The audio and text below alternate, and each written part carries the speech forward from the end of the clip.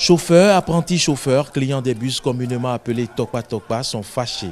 Ces bus en stationnement en face de la recette perception de Kalavik-Bota en sont une illustration. Selon ces chauffeurs, les raisons qui les ont poussés à mettre aux arrêts leur bus dans la matinée de ce lundi sont simples. Quelqu'un qui quitte Calavi pour aller à Terrain par exemple, ou bien qui va à Zogbo, il va descendre où? Donc nous avons réclamé qu'on nous donne des arrêts bus, les autorités ne réagissent pas. C'est ce qui a fait que ce matin nous sommes mobilisés pour crier au secours. On nous a dit que nous ne devons pas prendre les passagers. On ne nous a pas donné de pack. Mais où est-ce que nous allons prendre les passagers? Nous avons écrit, nous sommes adressés au préfet, au commissaire central pour qu'on nous donne des packs. On ne nous a pas donné de pack. Alors, nous avons demandé encore qu'on nous donne, qu'on nous situe bien.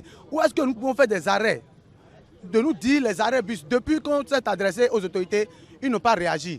Donc, ils ne nous ont pas donné d'arrêt bus jusqu'à maintenant. Mais comment on peut faire le transport urbain, sans faire d'arrêt? C'est impossible. Outre ces demandes de parc de véhicules, les chauffeurs de bus interurbains s'insurgent contre le rançonnement et la brimade dont ils sont victimes selon eux. Vous avez vu des factures tout à l'heure. Quand le policier nous arrête, par jour c'est 6 000 francs comme fourrière. Maintenant ils imposent que la voiture doit faire au moins 6 jours ou 3 semaines de fourrière pour que les frais de fourrière s'augmentent. Quand après ça on t'envoie au trésor, tu vas au trésor, tu paies 25 000. Combien nous gagnons pour nourrir nos femmes, nos enfants et payer ça là encore? Or que nous payons l'assurance, nous payons la visite technique, nous faisons la visite technique 3 mois, nous payons territoire. Avec tout ça là, est-ce que nous ne sommes pas des Béninois pour vivre dans le pays? Qu'est-ce qu'ils veulent qu'on fasse? Qu'on aille voler?